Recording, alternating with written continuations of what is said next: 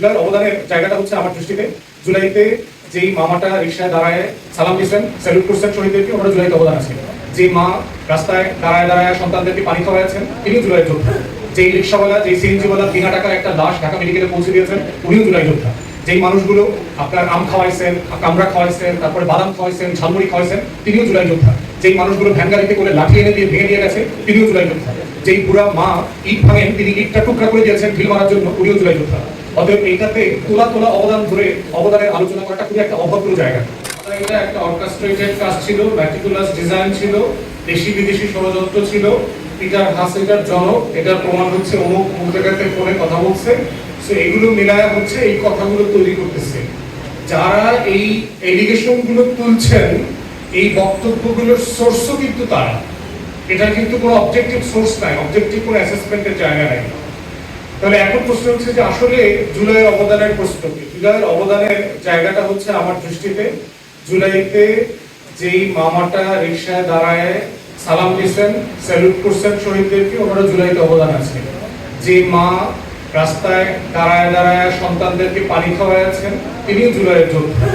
যেই রিক্সাওয়ালা, যেই সিএনজিওয়ালা বিনা টাকায় একটা লাশ ঢাকা মেডিকেলে পৌঁছে দিয়েছেন, উনিও জুলাই যোদ্ধা।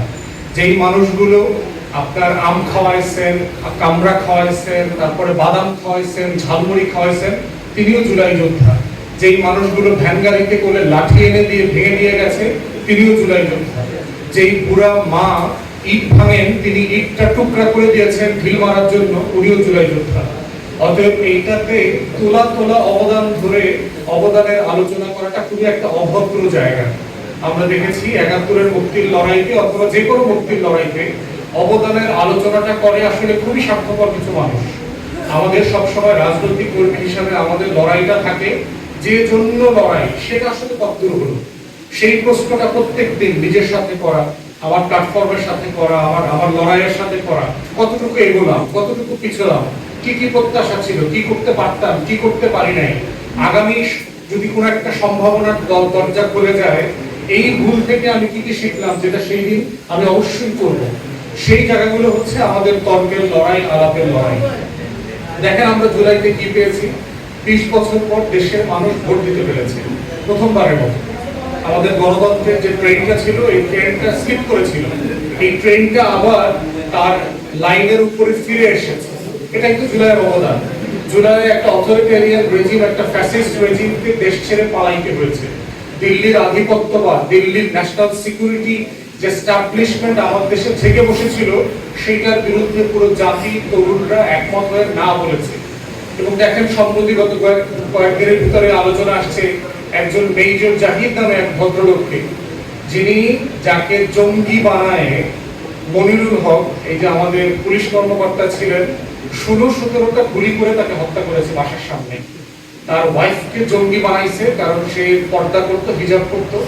তার ছোট সন্তান সহ তাকে 6-7 বছর জেল কাটাইছে, হাউস অ্যারেস্ট করে রেখেছে। কিসের ভিত্তিতে? এবং এর সাথে আমাদের গুরুত্বপূর্ণ তথাকথিত গণমাধ্যমগুলো জড়িত ছিলেন, যারা এই জঙ্গি উৎপাদন করেছেন। তাহলে এই যে একটা বিশাল, এবং কেন করেছেন? ভারতীয় এস্টাবলিশমেন্টের অংশ হিসাবে করেছেন। এবং এগুলো আজকে আমরা আগে থেকেই বলেছি, এগুলো এখন এভিডেন্স আকারে আসতেছে, আইসিটিতে আসতেছে, জবানবন্দিতে আসতেছে, পুলিশ কর্মকর্তারা বলছেন, গণমাধ্যমগুলো বলছেন। তো সেই জায়গাতে হচ্ছে এই যে আমাদের ডিজিএফআই অফিসে যে রয়ের একটা উইং বসছে, তারেক আহমদ সিদ্দিকী, জিয়াউল হাসানরা মিলে সেনাবাহিনীর ভিতরে প্যারালাল কমান্ড স্ট্রাকচার তৈরি করেছেন।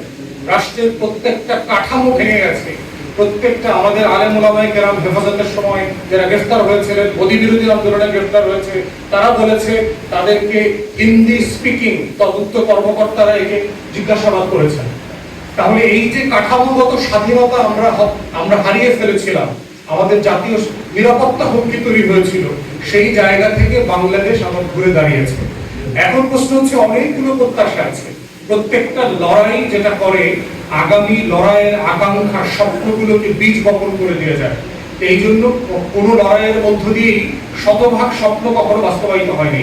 সেটা ফ্রেঞ্চ রেভলিউশন বলেন, কিউবান রেভলিউশন বলেন, ইরানিয়ান রেভলিউশন বলেন, আর বলশেভিক রেভলিউশন বলেন, এবার আমাদের মুক্তির লড়াই 47 অথবা 71। এই জন্য আমরা বোধ করছি জাতি হিসাবে আমার পলিটি আকারে, আমার রাজনৈতিক সত্তা আকারে, নাগরিক আকারে আমার কন্টিনিউ রেসপন্সিবিলিটি হচ্ছে আমার মানুষের জন্য সেই অপূর্ণ হওয়া যে লড়াইটার অংশটা রয়ে গেছে ওটার জন্য কন্টিনিউয়াস লড়তে থাকা, কন্টিনিউয়াস বলতে থাকা, কন্টিনিউয়াস আলাপ করতে থাকা। এটার মধ্য দিয়ে জাতি হচ্ছে লিপ্ত হয়, জাতি সমৃদ্ধ হয়, জাতি তার আকাঙ্ক্ষা পূরণের লক্ষ্যে এগিয়ে চলে।